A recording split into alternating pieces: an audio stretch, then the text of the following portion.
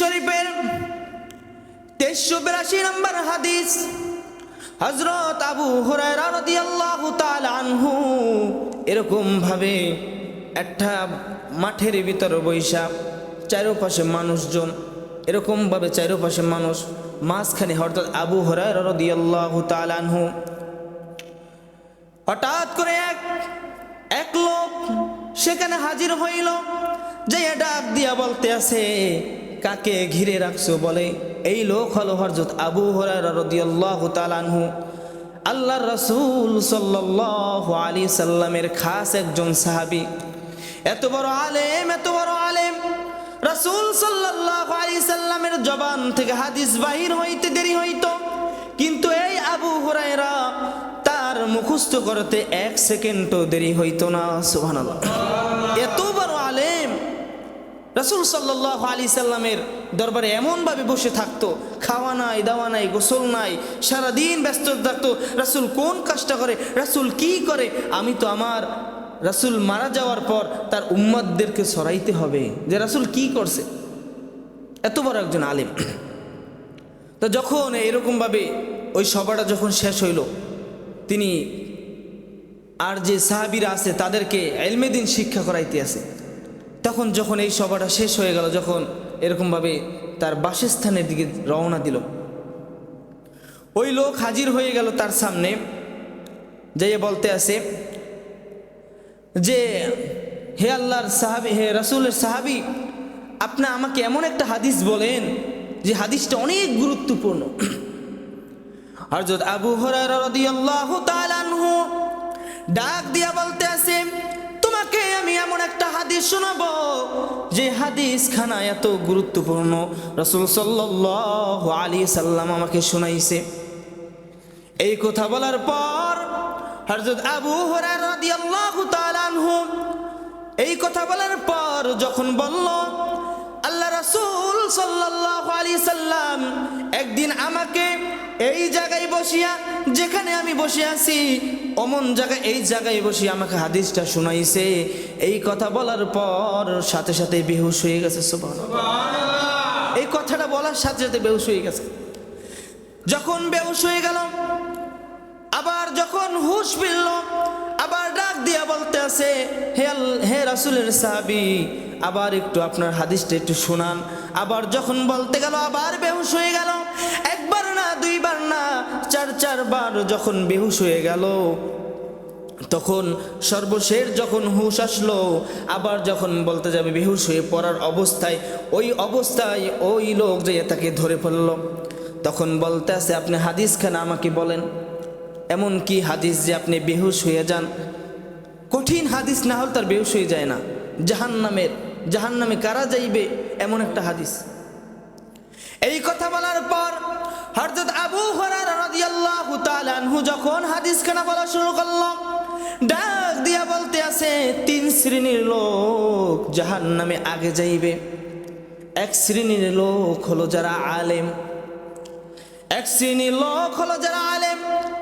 আল্লাহ তাআলা হাসরের ময়দানে ডাক দিয়া বলবে, তুমি দুনিয়ায় বসে ইলমে দ্বীন শিক্ষা করছো, দুনিয়ায় বসে এত ইলমে দ্বীন শিক্ষা করছো, তারা আমল করছো কিনা? আলেম ডাক দিয়া বলবে, আল্লাহ, আমি সকাল সন্ধ্যা আমি ইলমে দ্বীন শিক্ষা করছি। আল্লাহ তাআলা ডাক দিয়া বলবে, তুমি মিছা কথা বলতে আসো। আশেপাশের ফেরেশতারা বলবে, তুমি মিছা কথা বলতে আসো, তুমি ইলমে দ্বীন শিক্ষা করছো কিন্তু তুমি আমল করো নাই। এই কথা বলার পর আল্লাহ তাআলা বলবে, তুমি ইলমে দ্বীন শিক্ষা করছো, তোমাকে মানুষ আলেম বলবে, বড় আলেম বলবে। তুমি এই জন্য ইলমে দ্বীন শিক্ষা করছো, তোমার মনের ভিতর আরো একটা অহংকার ছিল, সেই অহংকারটা হলো তুমি ইলমে দ্বীন শিক্ষা করছো কিন্তু কাউকে তুমি শিক্ষা দাও নাই, কাউকে শিক্ষা দাও নাই, তুমি একলা শিক্ষা করছো। দেখবেন কিছু মোল্লা আছে, হুজুর আছে, রাস্তা দিয়ে হেঁটে যায়, আপনিও হেঁটে যাইতে আছেন, চিন্তায় থাকে আমাকে সালাম দিব, আমি দেবো কির জন্য? আছে না? আছে। এই ওগুলো আলাদা করে দাও। রাস্তা দিয়ে হেঁটে যাইবে, চিন্তা করবে আমি আলেম মানুষ, আমার মাথায় টুপি, আমার মুখে দাড়ি, আমি ইলমে দ্বীন শিখেছি, কেন আমি সালাম দিব? আমাকে সালাম দিতে হবে। আল্লাহ যখন হাসরের ময়দানে আল্লাহ তাআলা জিজ্ঞাসা করবে, তুমি ইলমে দ্বীন শিক্ষা করছো, তোমার মনের ভিতর অহংকার ছিল, সালাম দাও নাই, তুমি চিন্তা করছো আগে তোমাকে সালাম দিতে হবে, যাও তোমার জন্য জাহান্নামের ফয়সালা হয়ে গেল। ওই আলেম তখন স্বীকার পাইবে না, বলবে আল্লাহ আমি এমন তো কখনো করি নাই, তোমার ইবাদত বন্দেগী করছি। আল্লাহ বলবে না না, ও নাফরমান, তুই মিছা কথা বলতে আসো। এমন তো অবস্থায় দ্বিতীয় নাম্বার লোক থাকবে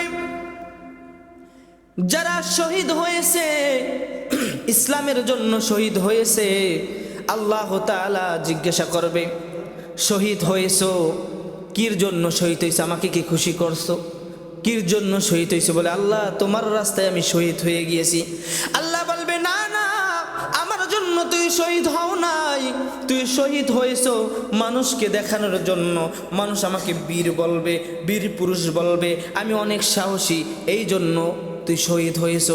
তুই যখন যুদ্ধের ময়দানে গেছো, যুদ্ধের ময়দানে যাওয়ার পর মানুষকে দেখানোর জন্য শহীদ হইছো, ওই শহীদ শিকার পাইবেন। আল্লাহ তাআলা বলবে যা, তোর জন্য জাহান্নামের ফয়সালা হয়ে গেছে। তৃতীয় নাম্বার হলো দানশীল লোক আছেন এক পথ, যারা দান করে মানুষকে দেখানোর জন্য। আমি 5,000 টাকা দান করলাম, আমি 10,000 টাকা দান করলাম মানুষকে দেখানোর জন্য।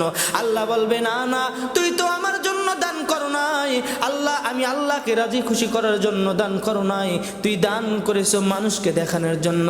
এরকম 3 শ্রেণীর লোককে আল্লাহ তাআলা জাহান্নামের ঘোষণা দিবে। আমি ইমামও জাহান্নামের ভিতরে চলে যাব যদি আপনাদেরকে আমি ভালো মতো বয়ান না দিতে পারি, জাহান্নাম যদি না চিনাইতে পারি, জান্নাত যদি না চিনাইতে পারি, আমার জন্য জাহান্নামের ফয়সালা হয়ে যাবে। আল্লাহ তাআলা বলে, ও নবী আপনার উম্মতদেরকে জানিয়ে দেন, এই 3 শ্রেণীর লোক সর্বপ্রথম জাহান্নামের আগুনের জ্বালানি হিসাবে থাকবে। নাউজুবিল্লাহ। আমি ইমাম, আমিও জাহান্নামে চলে যাব। আল্লাহ তাআলা ডাক দিয়ে বলবে, এত আলেম হইছো, এত পড়ালেখা করছো, এত ইলমে দ্বীন শিক্ষা করছো, মানুষকে কি শিখাইতে পারছো, তুই কি আমল করতে পারছো? এই কথা বলেই বলবে যা জাহান্নামে চলে যা। জাহান্নামের আগুনের সর্বপ্রথম লাকড়ি থাকবে তারা। আল্লাহ তাআলা বলে সর্বপ্রথম আবার জান্নাতেও যাবে তারা। সুবহানাল্লাহ। সর্বপ্রথম জান্নাতে আবার যাবেও তারা, আবার জাহান্নামে যাবেও তারা। আল্লাহ তাআলা বলে, ও দুনিয়ার মুসলমানের দল, আমার বান্দা বান্দিরা, আমার নবীকে খুশি কর, আমি আল্লাহ তাআলার ইবাদত বন্দেগী কর। আর যদি আমার নবীকে খুশি করতে পারো, আমি আল্লাহ তাআলার ইবাদত বন্দেগী করতে পারো, তুই মারা যাইতে দেরি হবে, আমি আমার ফেরেশতাদেরকে বলবো আমার বান্দাকে আর ডিস্টার্ব করিস না। কতটা শান্তি! এই হাদিসটা হযরত আবু হুরায়রা রাদিয়াল্লাহু তাআলা আনহু বলতে যাইয়া শুধু বেহুশ হয়ে যাইত, পাগল হয়ে যাইত। সাহাবীরা জাহান্নামের কথা শুনলে তাদের ভিতরে ভয় চলে আসতো, এত পরিমাণ ভয় চলে আসতো, এত পরিমাণ ভয় চলে আসতো যে জমিনে বেহুশ হয়ে যাইত।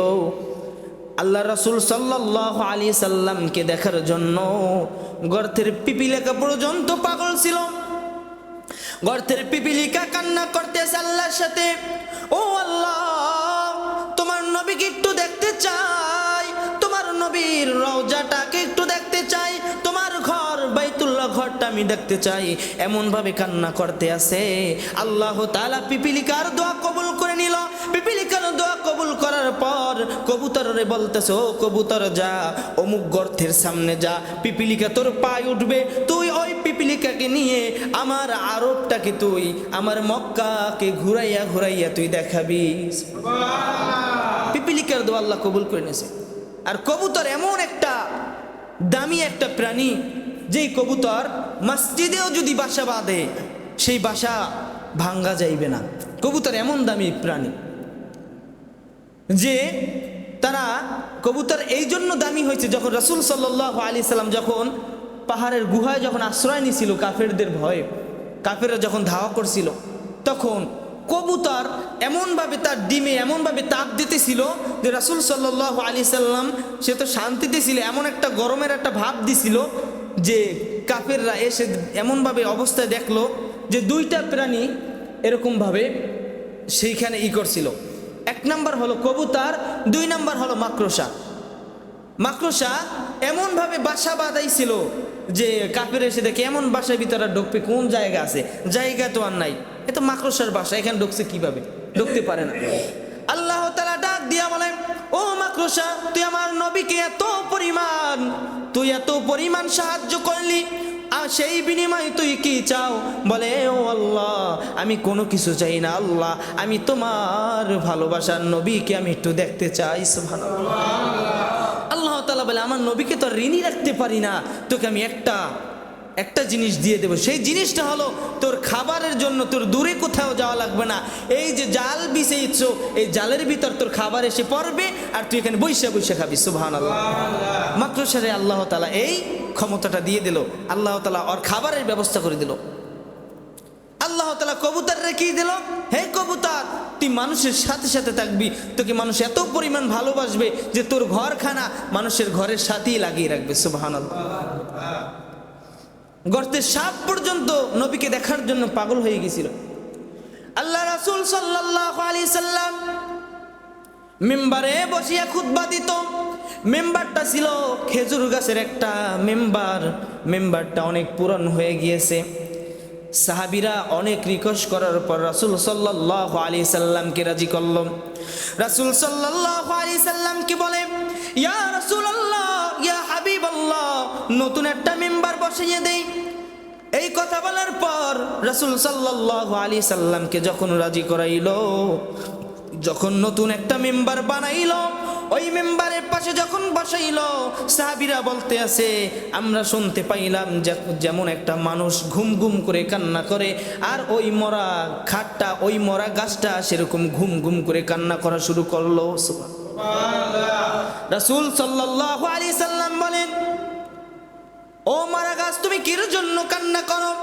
বলে, ইয়া রাসূলুল্লাহ, ইয়া হাবিবাল্লাহ, আমাকে এত ভালোবাসতেন, আমার উপর বসে আপনি খুতবা পাঠ করতেন, আজকে আমাকে দূরে সরাইয়া দেবেন, আমার বড় কষ্ট লাগতে আছে। সুবহানাল্লাহ।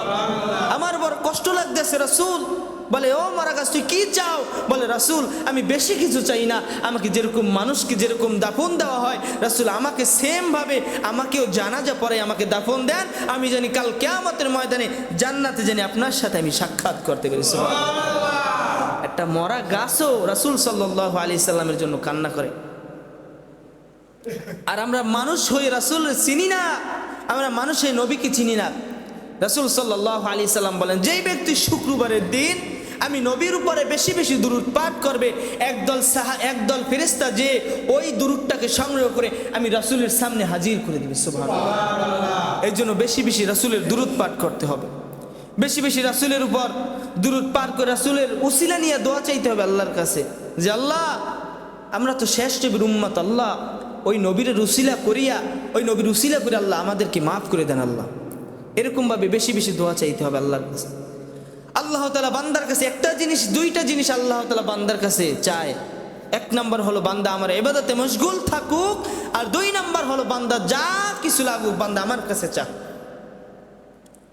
আল্লাহ তাআলা ডাক দিয়ে বলে, গভীর রজনীতে, ও আমার বান্দা বান্দির দল, মামলায় হেরে গেছো, জমি অন্য মানুষ নিয়ে গেল, সেই জমি আর ফিরাইতে পারলি না, দুনিয়ার মানুষের পিছে দৌড়াও, কিন্তু আমি আল্লাহর পিছে দৌড়াও না। ওই গভীর রজনীতে আয়, আমি আল্লাহর কাছে 2 রাকাত নামাজ পড়ে আমার কাছে বিচার দে। সুবহানাল্লাহ। আল্লাহ বলে, 2 রাকাত নামাজ পড়ে আমি আল্লাহর কাছে বিচার দে, দেখ আমি আল্লাহ কি করি। তোর দুনিয়ায় না পাইলে কি তোর আখিরাতে এর বেশি, এর ডাবল আমি তোর দিয়ে দেবো। সুবহানাল্লাহ। ওই যে আল্লাহ বলছে, দুনিয়াতে আমার বান্দা না পাইলেও আমি আখিরাতে আমার বান্দার জন্য আমি হাজির করে দেই। কিন্তু আমরা তো আল্লাহর কাছে চাই না, আল্লাহর কাছ থেকে আমরা দূরে সরে যাই। আল্লাহ তাআলা বলে, বান্দা, যেই বান্দা আমাকে ভালোবাসে, যেই বান্দা আমাকে অধিক পরিমাণে ভালোবাসে, যেই বান্দা আমি আল্লাহর উপরে বিশ্বাস রাখে, বান্দাকে আমি কোন দিক থেকে সাহায্য করব, বান্দা নিজেও টের পাইবে না। বান্দাকে আমি এমনভাবে সাহায্য করব, গায়বীভাবে আমি আল্লাহ তাআলা এমনভাবে সাহায্য করব, বান্দা কখনো বুঝতে পারবে না কিভাবে তার সাহায্যটা হয়ে গেল। হযরত ওমর রাদিয়াল্লাহু তাআলা আনহু অর্ধ জাহানের খলিফা, অর্ধেক পৃথিবীর খলিফা, হঠাৎ করে ঘুম চলে আসলো। বড় একটা মাঠের ভিতর নিজের হাতকে বালিশ বানাইয়া ঘুমাইয়া পড়ল। নিচে হলো খেজুরের একটা বেড়া বানাইয়া নিচে খেজুরের পাতা বিছাইয়া সেখানে ঘুমাইয়া পড়ল। অর্ধ জাহানের খলিফা, বুঝেন, অর্ধেক পৃথিবীর খলিফা, সে তার ক্ষমতা অর্ধেক পৃথিবীর, সে ঘুমাইছে গীতে এরকম হাতকে বালিশ বানিয়ে সে ঘুমাইছে, সাথে কোনো বডিগার্ড নাই, একা। এদিকে কাফেরের সর্দার বলতে আছে, ওমরকে যদি একা পাও সাথে সাথে কতল করবা। এরকম ভাবে কাফেরের কাছে ঘোষণা চলে গেল, অমুক স্থানে ওমর রাদিয়াল্লাহু তাআলা আনহু ঘুমাইতে আছে, আমরা এখন কি করতে পারি? বলে যাও যাও তাকে হত্যা করে ফেলাও। এরকম ভাবে যখন কাফেররা যখন ওমর রাদিয়াল্লাহু তাআলা আনহুর পাশাপাশি যখন গেল, আল্লাহ তাআলা বলতে আছে, ওয়া মাকারু ওয়া মাকারাল্লাহ ওয়াল্লাহু খায়রুল মাকিরিন। আল্লাহ তাআলা বলতে আছে, আমার বান্দা বান্দি যদি আমাকে অধিক পরিমাণে ভালোবাসে, তার জন্য আমি আল্লাহ তাআলা সাহায্য এমনভাবে আমি আল্লাহ তাআলা তার সাহায্যের ব্যবস্থা করে দেই, তার বডিগার্ডের ব্যবস্থা আমি আল্লাহ তাআলা এমন করে দেই, ওই বান্দা নিজেও বুঝতে পারবে না। সুবহানাল্লাহ। ওমর রাদিয়াল্লাহু তাআলা আনহুর সামনাসামনি যখন গেল, হঠাৎ করে তাকাই দেখে কেউ নাই। যখন কাছে গেল দেখে বনের বড় বড় পশু, বাঘ, ভাল্লুকগুলো, সিংহগুলো ওমর রাদিয়াল্লাহু তাআলা আনহুকে পাহারা দিতে আছে। সুবহানাল্লাহ। আল্লাহ তাআলা বলে, বান্দা যদি আমাকে ভালোবাসে, আমি এমনভাবে বান্দাদেরকে আমি এমনভাবে সাহায্য করি, তার এমনভাবে পাহারাদার বানাইয়ে দেই, ফেরেশতাদেরকে এমনভাবে তার জন্য পাহারাদার বানাইয়ে দেই, বান্দা নিজেও টের পাইবে না। আর বান্দা আমার কাছে চাইতে দেরি হবে, আমি আল্লাহ তাআলা দিতে দেরি করব না।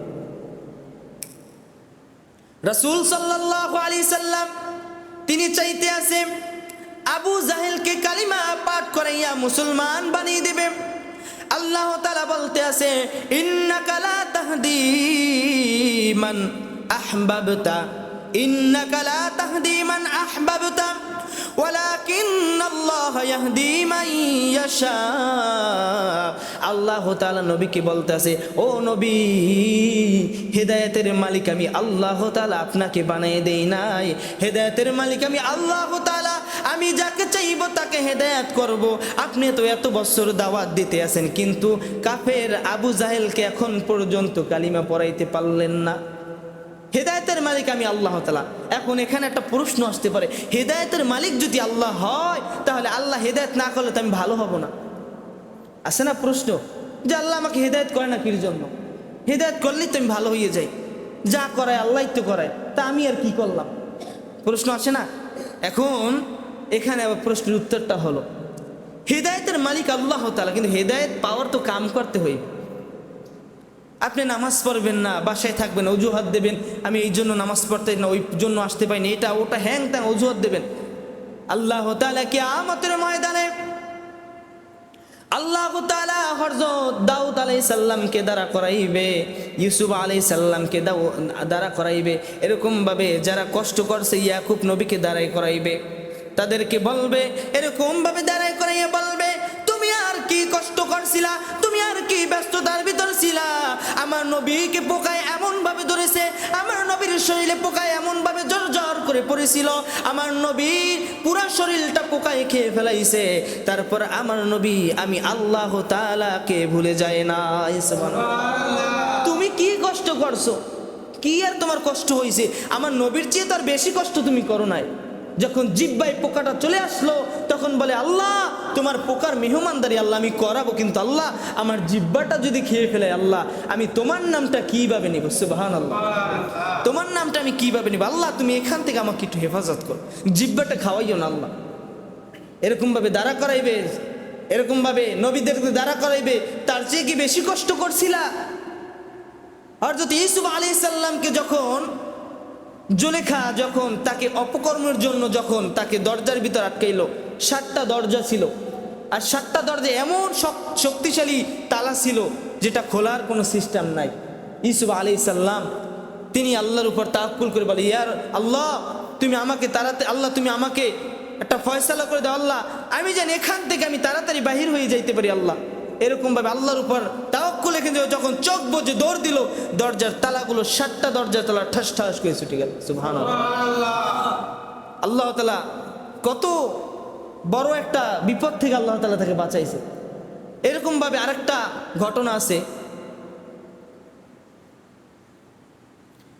ঘটনা আছে, এক আল্লাহর বড় একজন আল্লাহর ওলি বলল যে এক মাদ্রাসা একটি ছাত্র, সে লজিনে যাইতো। সে লজিনে যাওয়ার পর ওই লজিনে একটা মেয়ে ছিল, খুব সুন্দর একটা মেয়ে ছিল। সেই মহিলা একজন মহিলা ছিল, তার স্বামী তার কাছে ছিল না। তখন সেই বাসায় লজিনে যাইতো। এমন একটা সময় ওই ছেলেটার, ওই মাদ্রাসার ছাত্রটা ছিল সুদর্শন সুন্দর, তার সাথে খারাপ কাজের জন্য লিপ্ত হয়ে গেছিল। একদিন 2 দিন এরকম চেষ্টা করে কিন্তু পারে না। একদিন দরজা আটকিয়ে তার সাথে খারাপ কাজের জন্য, তার সাথে খারাপ কাজে লিপ্ত হওয়ার জন্য তাকে আহ্বান করলো। তিনি বলতেছে না, আমি আল্লাহ তাআলাকে ভয় করি, আমি এই কাজ করব না। এমন তো অবস্থায় তাকে যখন জোর করা হলো, তখন বলতেছে আমি একটু 1 নম্বরে যাব। এই কথা বলার পর সে বাথরুমে গেল। বাথরুমে যাওয়ার পর ওই বাথরুমের ময়লাগুলো উঠিয়ে তার গায়ে মাখলো। সুবহানাল্লাহ।